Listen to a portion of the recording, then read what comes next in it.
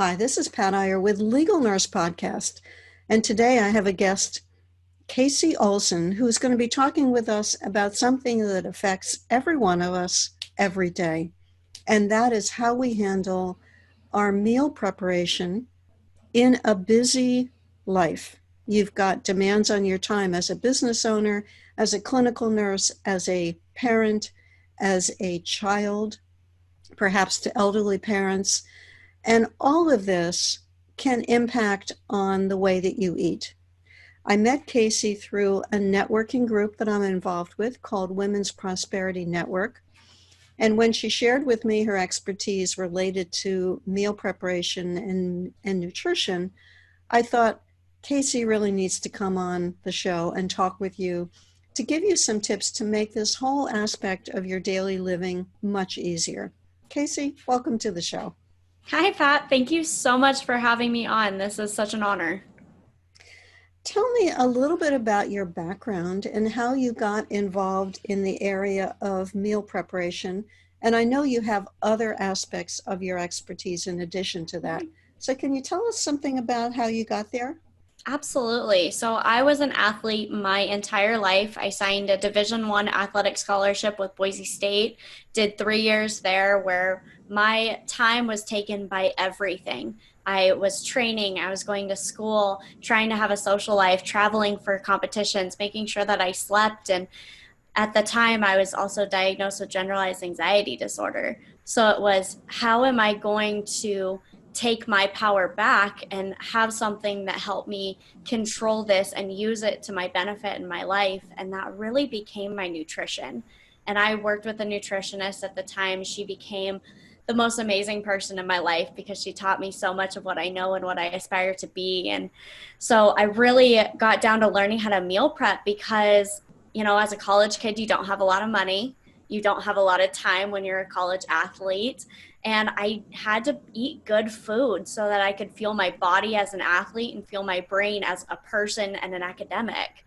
And so that really sparked this meal prep journey. So when I finished my bachelor's degree in kinesiology, I moved back to Phoenix, moved in with my fiance, and things changed again because I wanted to spend more time doing everything else. I wanted to spend more time with my clients. I went back to get a master's degree. I wanted to spend time with my fiance and my adorable kitten. All of these things wanted to take my attention, but I still have to prioritize myself with food. And that's where I built the system that I now have for meal prepping of knowing what's in your kitchen, better grocery shopping to lower your grocery bill, easier meal prepping to save time and reduce food waste and have really, really good food for the week. And that's what I teach my clients too, is because they have so much pulling on their time that they need to know that that is taken care of, know that nutrition is taken care of, and they have something that's then going to give them power and give them fuel to handle everything else that they want to do in their life. Do you notice a difference in your body when you are eating the food that is fresh and highly nutritious versus eating the fast food, convenient type of food? Absolutely. It's almost an immediate difference between I like to talk about water is the biggest thing that makes that impact, especially when you're working out, you're running around, that first sip of water is like life-giving. That's the way nutrition is. It's supposed to be life-giving. It's supposed to fill your body with positive energy and fill your brain. A lot of women, especially nurses that are so busy, crazy, taking care of their patients, they have brain fog because they don't have what's fueling them. And when they do have it, they notice that brain fog is completely different, that it's almost non existent.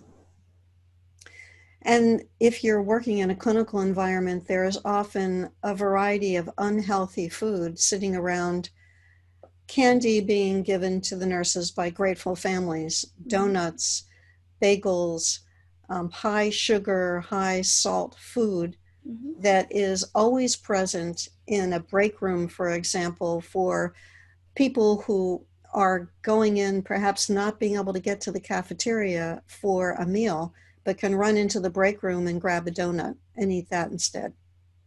Yeah, absolutely. And I remember when my grandma was in out of the hospital with dementia and she broke her hip, and it was a very, very hard time for my family.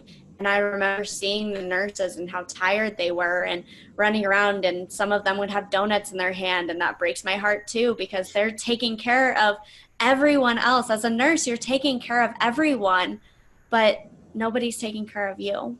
And I can't agree more that it's so much easier to run to the break room and grab a donut than it is to have an apple in your bag, or maybe you don't even aren't able to get to your bag, or there's no microwave to heat up your meal prep food. And so we have to adjust in those circumstances because there is something that is going to work with your schedule and work with your life. Let's talk about the meal prep process itself. And I think one of the things that I want to ask you is I'm sure you encounter some misconceptions or some myths about meal prep. Can you explore the kinds of things that you've heard from people when you start talking about meal prep? Absolutely. So the two biggest examples that I can think of right off the top of my head are meal prepping is too tedious. A lot of people think it takes a lot of ingredients, it takes a lot of time, it takes a lot of effort in your kitchen of what's being turned on. A lot of people like to turn everything on in the kitchen, and that's a lot. The other one is healthy eating is too expensive. And that is such a myth because the number one reason why people say that is because of food waste. That healthy food, when they buy it, they're really excited, they're motivated, they want to eat it, but then it goes bad really quickly. It goes bad faster than the processed food, the chips, the crackers, everything that lasts in our pantry until we eat it. So in that perspective, if we're actually eating the healthy food that we get and using it and utilizing it in meal prep, it's easier to then say, okay, eating healthy is beneficial to my budget. It is much easier to handle that way, that I'm not having to eat the processed foods or eat out more or do all of those things that make it really expensive for us. Oh, yes, it's very expensive to eat out. Hmm. And then the typical plate that is served in a restaurant is usually enough to feed two people, if not three or four meals Absolutely. getting out of that. Especially my husband and I are primarily vegetarian, but we'll eat meat when we go out, usually chicken or shrimp. I'm always amazed when I look at the size of a piece of chicken that comes in a restaurant, and I think the typical serving size is supposed to be the size of a deck of cards, if Mm-hmm. I'm not mistaken. And I look at this piece, and it's probably got usually two pieces, two servings out of one piece. And Mm-hmm. then there's another piece of chicken next to it that's the same size. So it's technically four servings on one plate. And if you sit there and you eat it all, you're a pig. You feel like a pig. You feel like it, certainly. Yeah, and that's where, I've heard it all my life. I've heard other people say it, but cut your portions in half right away when you sit down and have your meal at a restaurant. And that way you know that that's being taken home and you have a complete other meal.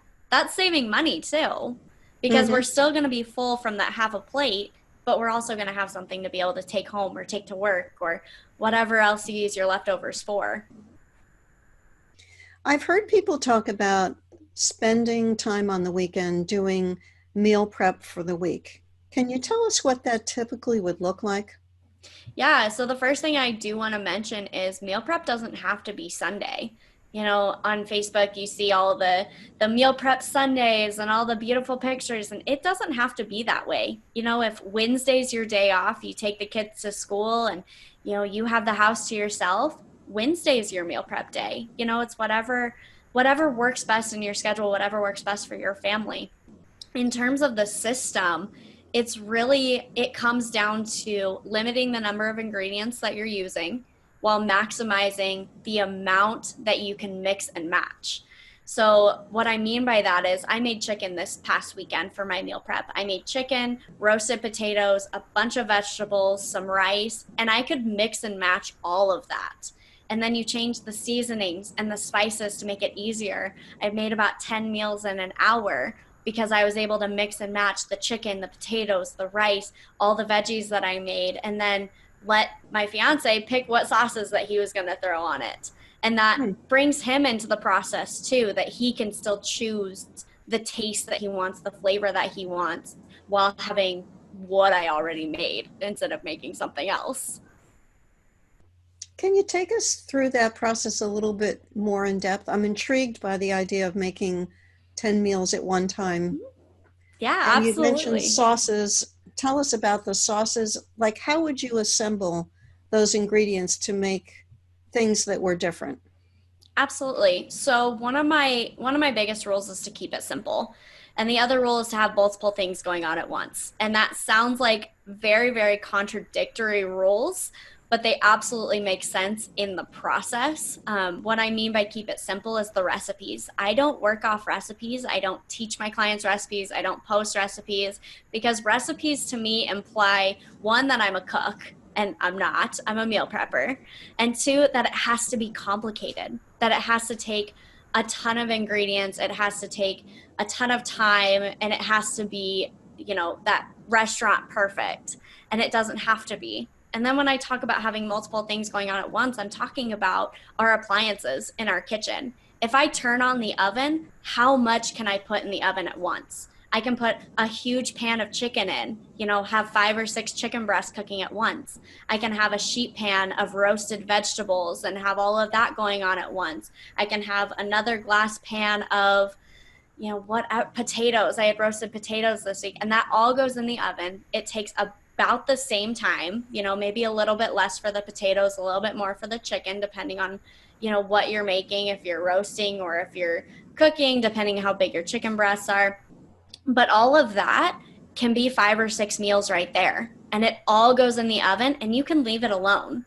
And that's such a Hmm. beautiful thing to me. And then if we have the stove on and we're making rice, we can put the rice on and leave it and go do something else, go chop vegetables. Another thing when I talk about keeping it simple is using frozen vegetables actually. So the reason why I can limit it to an hour is because I limit the amount of chopping that I do. I don't spend a lot of time chopping vegetables because I typically use frozen vegetables. And, we talk about nutritional value. There is only slightly less nutritional value in frozen vegetables than there are fresh vegetables. And that's because of the flash frozen vegetables, that Mm-hmm. they hold in the nutrients and they don't go bad as fast. There's another misconception of eating healthy is expensive. If you're buying frozen vegetables, they can be in your freezer for several weeks until you're ready to use it. When you are, Mm-hmm. Mm-hmm. cut the bag open, put it on a sheet pan, a little bit of olive oil, salt, pepper. I use cayenne because I'm in Arizona, so we like a little bit of spice to everything. And then just put it in the oven, leave it alone for 45 minutes. You have amazing roasted vegetables. It's all about simplicity and knowing how to use your appliances effectively so that you don't have controlled chaos in the kitchen or real chaos, even worse. Mm-hmm. Mm-hmm. Interesting. The idea of not following recipes is a radical concept for me. I went through a point in my life where I wanted to experiment with new recipes, and I didn't cook the same thing 2 nights in a row or repeat any recipe for about 4 or 5 years. So for 4 or 5 years, I was cooking something new every time I was sitting down to make dinner. Mm-hmm. And what I discovered is that I developed a preference for things that didn't have a lot of ingredients and didn't require me to be standing a lot of the time, that I gravitated more to recipes that were simpler and cookbooks that are simpler. Because my husband has some kidney disease, we are very focused on limiting sodium. And because he's diabetic, we have to limit the carbs and we have to limit the sugars. So I like recipe books that spell out the nutritional ingredients because Mm-hmm. not every recipe book does that. And I look for things that I can start and then walk away, as you're Mm-hmm. describing from, and it's cooking while I'm doing other things. Absolutely. And that makes it much more effective and it makes it more enjoyable. I that is amazing that you cooked a different recipe every single time you sat Mm. down. That's incredible because you're trying so many things, which I think is something that has changed as well. We kind of get into the idea of what our food is. We use the terms picky eaters and we Mm-hmm. limit the amount of food that we're willing to try. And that's something that meal prepping allows some freedom in as well, that we're able to switch out ingredients. We're able to try a new combination, a new sauce. Looking at sauces, the low sodium sauces are now available, and we Mm-hmm. can really pick and choose those. And the thing is, we don't have to be all one thing as well. We don't have to be all the elaborate recipes or cooking something different every night. We can absolutely do that, and we Mm-hmm. can absolutely be a master meal prepper as well. We don't have to be one thing. Some weeks I prep a lot less than other weeks because it's less busy, or my fiance needs less meals, or I need less meals. We'll cook a little bit more. But some weeks are insanely busy. This week we're running around having meetings, and I have to go up to Glendale right after this interview, and there's not time. So Mm-hmm. meal prepping gives us time. We don't have to be all one thing, and I think that's an incredible part too. And then I assume you're putting these various meals in containers and you're freezing them for the week. So I personally put them all in the fridge. I keep my fridge relatively low in temperature, Mm-hmm. so it stays a little bit better. If you're going more than, I'd say, 5, 6 days of meal prepping, I would recommend putting them in containers and freezing them because they will stay better. When you're looking at containers, you want to look at the purpose of them. So the containers that I always buy, whether from Amazon or Walmart, is BPA free, microwave and dishwasher safe. If you're looking for freezer safe, you want to specifically look for ones that are tight sealing and preferably plastic over glass because of our shattering risk. You want to look at specifically what you want. And then for me personally, I have one shelf in my fridge that is only meal prepping. The only thing that goes on that shelf is prep meals. So I want to make sure that the containers that I have are long, deep, but also thin so that I can stack them. The ones that I have now, I can stack 3 high in my fridge on that one shelf, and it's all contained, which is the organizational side of my brain, that I want everything to be organized and everything to have its place. Mm-hmm. So in the example then that you shared with us earlier of getting 10 meals together with chicken and rice and potatoes and vegetables, when you're creating those meals, are you taking that combination of 4 ingredients, chicken, potatoes, rice, and vegetables, and then dividing them up in different proportions or different types of vegetables to create those meals? Yeah, and it's interesting that you mentioned kind of dividing it up too, because there are two different types of prepping. There is meal prepping, where you're dividing it into individual containers so that you can just grab and take them with you. And then there's also bulk prepping. So you can make a lot of everything, a lot of chicken, a lot of rice, a lot of potatoes, a lot of vegetables, and put them in bigger containers. So there's only potatoes in one, there's only chicken in another, and that's called bulk prepping. And that's more for people that are at home more, families that want to spend time at the dinner table, which is amazing. They can just pull out all of those bulk containers, and everyone can make their own plate. And that's amazing, especially when you have picky eaters, or you have dietary restrictions, or you're trying to make something a little bit easier for someone else in terms of like the sodium and the carbs. And everyone can make their own plate and get what they want. Going back to your question, which I'm I was getting to, um, yeah, that it allows you some freedom in Mm-hmm. prepping, that you can make the meals. And even if you do bulk prepping, somebody who needs to take a meal with them can still make their own plate out of those bulk containers and take it with them. And so there's a lot of that flexibility of putting things together. In terms of when you are actually meal prepping, when you're actually doing the cooking part, I pick categories and I go off what's already in my kitchen. So part of my system is having a kitchen inventory, which is everything that's in your kitchen, and then asking yourself, what can I make out of what's already in my kitchen? And that decreases food waste too. If we already have everything for a meal prep, maybe we don't need to go grocery shopping that week. And for our budget, that's $50 saved. It's Mm-hmm. those little things that if you don't know what's actually in your kitchen, what's fully in your kitchen, you're going to go buy it again. And you're going to have a big grocery list again because you don't know what's already in your kitchen. So when I looked at meal prepping this week, I had a lot of bell peppers still from last week. I bought a ton of them and I still had some, so I wanted to use them up. I had rice still. I had chicken still. We got potatoes because something different, changing out an ingredient. So it really allows the flexibility of not using a recipe and kind of saying, what do I already have? What can I make out of it? And then what little things can I adjust and maybe get at the grocery store to make it different? Mm-hmm. And also, you're making me think about the times that you've got fresh vegetables in your refrigerator and you may not be able to incorporate them in recipes. Like, Mm-hmm. for example, I'm driving tomorrow to Orlando to attend a 4-day conference. And by the time I come back, the peppers and the celery and the cauliflower that's in the refrigerator is not going to be at its Mm-hmm. peak of freshness anymore. Mm-hmm. Because of my husband's sodium restrictions, I've been reading labels very carefully and Mm-hmm. discovering that in broth, which is a wonderful foundation for the crock pot, Mm-hmm. much of the broth that's on the shelves is high in sodium. Even the ones that are labeled lower sodium may have more sodium in them than another brand, Mm-hmm. whether it's chicken or vegetable. So I've been chopping up vegetables, adding several cups of water and a couple of bay leaves, and letting those vegetables simmer in the crock pot for 5 or 6 hours to make my own broth, Mm-hmm. which has no sodium and no chemicals and no preservatives. And by the way, tastes a whole lot better Mm-hmm. than the machine-made broths.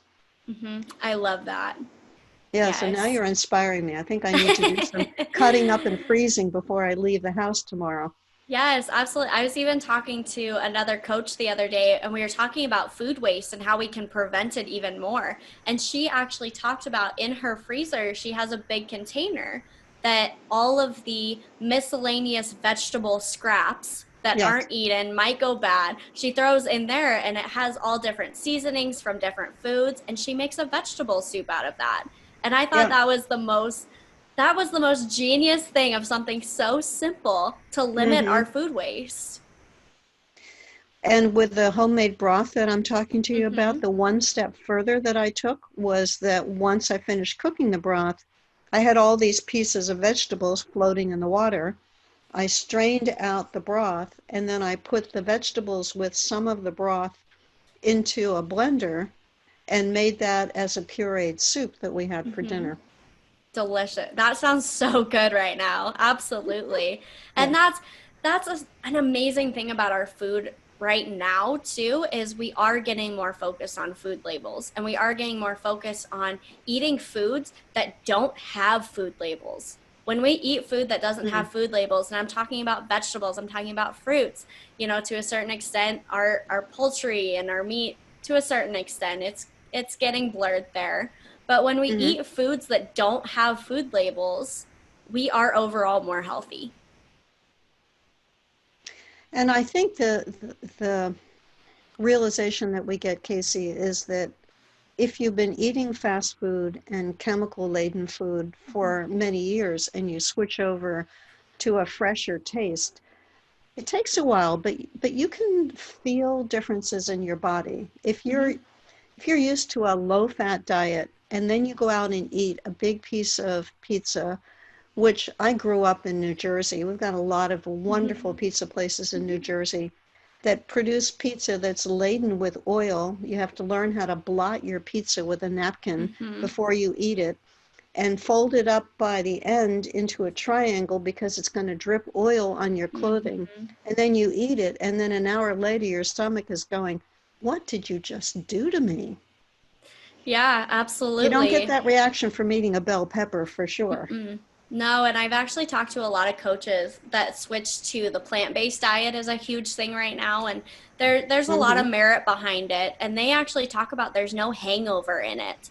So some of these diets that are out, paleo, keto, they come with, things called the keto flu and different, adaptation periods. But the research is showing that there is no hangover in the plant-based diet. It's switching over to the plant-based diet because it truly is fueling your body. And I I say that as a guilt-free coach, that I really work with ladies who want to be guilt-free with their food. And that's a huge thing. It doesn't mean that you can't have that deliciously greasy slice of pizza, or, the 3 tacos that you really want on Taco Tuesday, talking about here in Arizona. We're all about the Mexican food. But Mhm. it doesn't mean that we can't eat those things. It means that we eat those things in terms of our goals. If eating that slice of pizza and enjoying it and loving it is a part of our goals today, absolutely do it and love the grease. Maybe we don't feel as good, but that reminds us too of our goals, of how we want to feel, of the sleep that we want to have, of the energy that we want to give to our families. Eating those things, they may taste good, we may enjoy it, but they're also going to give us a reminder of what our goals are. And speaking of pizza, it's something else that is a different aspect of this is the fact that a lot of people have food allergies and Mm-hmm. can't tolerate some of the food that we are serving. This is a slight sideway comment. I met a woman at the National Speakers Association Winter Conference this weekend who has a background as a meeting planner.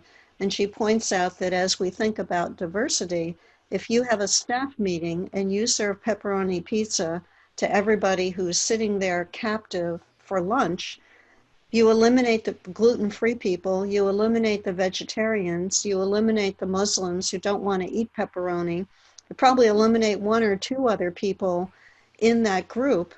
And we're not respecting the fact that if we had given them another choice that would include everybody's tastes and needs, we would be far more respectful of Absolutely. people's individual needs.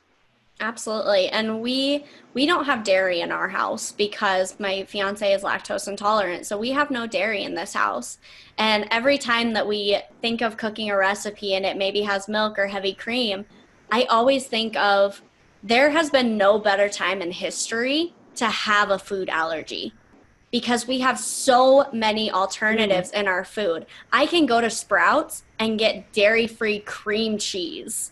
Like, that is an incredible thing. So I can still make the buffalo chicken dip that he wants with making it dairy-free. And I think that is incredible when we talk about celiac. There are so many options for gluten-free now. I mean, we have almond flour, cashew flour. We have all these different varieties of food, that there is no better time in history to have a food allergy. You're right. In the past, the idea that somebody couldn't have a wheat-based product would Mm-hmm. mean that they would have no choice. Mm-hmm. But now there's all kinds of gluten-free options sitting on the shelves. And for people who are vegan, who don't want to eat Mm-hmm. animal products, there's lots of choices. Absolutely. And it's incredible that you don't have to sacrifice food that you want, and you don't have to sacrifice flavor because of it. Which is what it's all about, isn't it? To be able to Mm-hmm. eat tasty, healthy food that is Absolutely. easy to prepare, and listening to you can be prepared ahead of time. So we're Mm-hmm. not rushing around 10 minutes before it's time to sit down for dinner saying, what are we going to have for dinner tonight? Or the opposite, saying, let's not cook tonight, we'll just go out to eat. It saves us that. Mm-hmm. Mm-hmm. Or in our case, what I typically do is cook more than my husband and I can consume at a meal, and then open up those containers and Mm-hmm. label them with what it is, the date, the number of servings, and off it goes into the freezer. Absolutely. And that's a phenomenal way to do it. A lot of people start their meal prep journey with leftovers that they make more than they can eat for that night. And those leftovers become their prep meals. And it kind of evolves from there. And I think that's beautiful as well. You've shared a lot with us in this last 30 minutes, and I appreciate so much the inspiration that you've given our listeners. Can you tell them how they can find out more about you and the services that you offer? Absolutely. So everything is Kacee Fitness. It's KACEE. Kacee Fitness, Facebook, Instagram. Our website is kaceefitness.com. You can find all the meal prep guide is in there. It's a free guide that I give with my top tips, my templates. It comes with a recipe that I use and don't use to build your own meal prepping bowl. From there, you can also see the Becoming a Meal Prep Master book is out now, as well as any fitness instruction that I have on the website. Perfect. Well, thank you, Kacee, so much for being part of the show. Thank you so much. It's been a pleasure. I know that you've inspired our listeners. You've certainly inspired me. I think I'm going to be looking for those. Did you call it BP free? What was that? BPA free. BPA Yes. free. So those, And tell us most about that. Yeah, so most containers are BPA free. It just means that if they're not BPA free, the plastic may not melt, but kind of seep in the chemicals into your food. So the BPA Oh, free protects that. that certainly sounds like something that's worthwhile. Most containers are BPA free nowadays, but it's always good to look at that check mark. All right. I'm going to be looking into that aspect. I think you've inspired me also to think of creative ways of making more meals, chopping up more fresh vegetables, and freezing them at the times that you know that you're not going to be able to use them or they're going to reach their end life pretty quickly.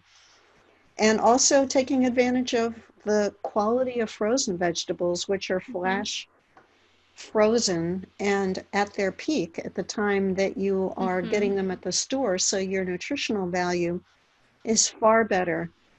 And then if you have to use canned vegetables, which we didn't talk about in this show, but canned Mm-hmm. tomatoes and canned beans Mm-hmm. are options. But please, no canned peas, no canned corn. My sister and I were tortured by my mother growing up with canned peas to the point that we had to beg her, please don't make us eat those anymore. And she finally listened to us, but I remember that as one of my childhood traumas. Those things are just not good. Mine was canned green beans. My mom now makes fresh green beans and they're amazing, but a lot of canned green beans as a kid. Yes, yes, I had my share of those as well. Well, thank you so much, Kacee, and thank you to you, the listener, who's been coming along on this journey. I hope it's been inspiring for you.